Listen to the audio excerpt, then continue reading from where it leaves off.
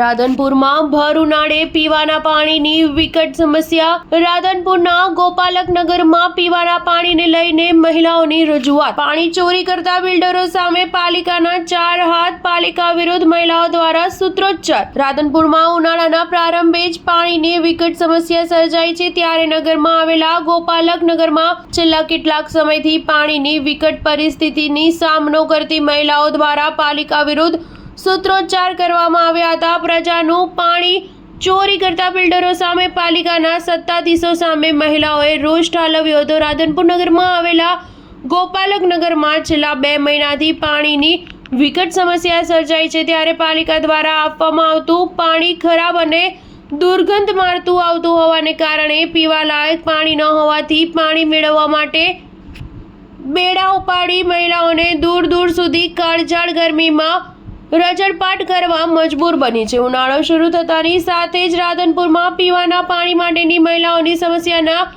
નિવારણ બાબતે પાલિકાના સત્તાધીશો દ્વારા કોઈ જ કામગીરી કરવામાં ન આવતા મહિલાઓ રોષે ભરાઈ હતી। આ ગોપાલક વિસ્તારના લોકો દ્વારા કોંગ્રેસ મહિલા આગેવાનોનો સંપર્ક કરી પાણીના પ્રશ્ને હલ્લાબોલ મચાવી તંત્ર પાસે પાણીની માંગ કરી હતી।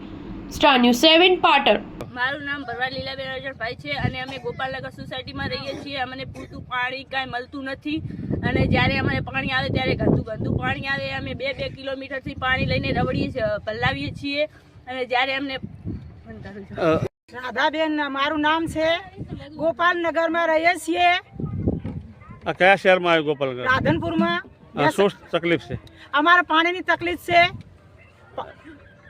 પાણી 4 મહિનાથી ઉનાળો બેઠો, પાણી મળતું નહીં અમને, અને પાણી મૂકે છે તો ગંદુ પાણી મૂકે છે, ગટરનું પાણી મૂકે છે, તો પછી અમે પાણી માગીએ છીએ તો અમારે પાણી પૂરતું મળતું નહીં। એક તો અમારો મેન રસ્તો હાવ બગાડીને મૂકી દીધો છે।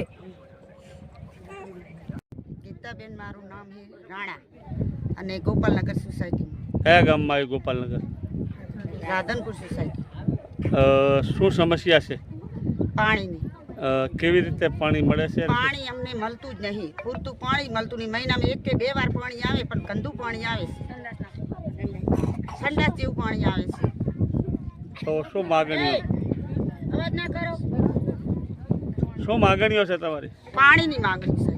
આ તો અત્યારે પાણી હાથું તમે દેખાવો કરી રહ્યા છો, પાણી નથી આવતું? ના, પાણી આવતું જ નહીં ને।